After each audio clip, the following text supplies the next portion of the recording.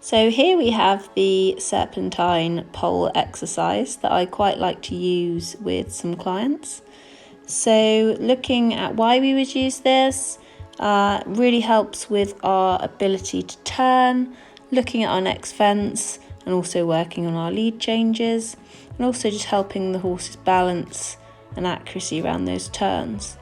So looking how we'd lay this out, I would just start off with a very simple 4 poles on the centre line of your arena and just get the feel of trotting over these and just keeping a rhythm within that trot and just getting the feel of those turns and accuracy before moving up into having a play with the canter over some little cavalettes or some little fences.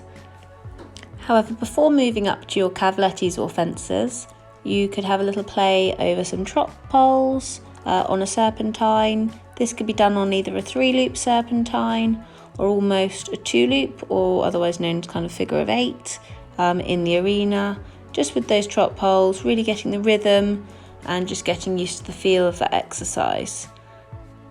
The same principle can be used when we go up to fences.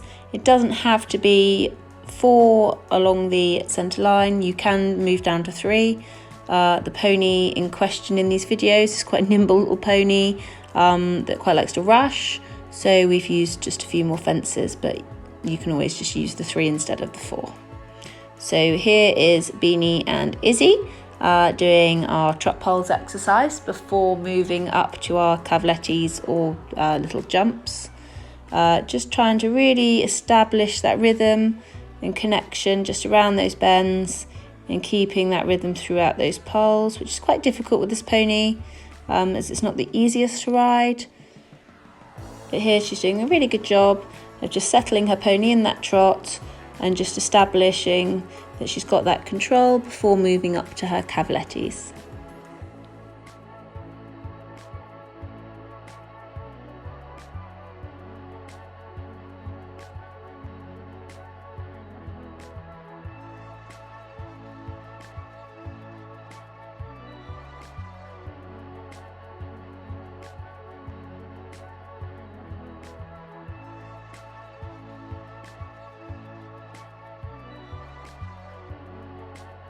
Okay, so now we can look at how we set up our cavalettes or raised poles or little cross poles, whichever way you prefer to set it up and which you're more comfortable with.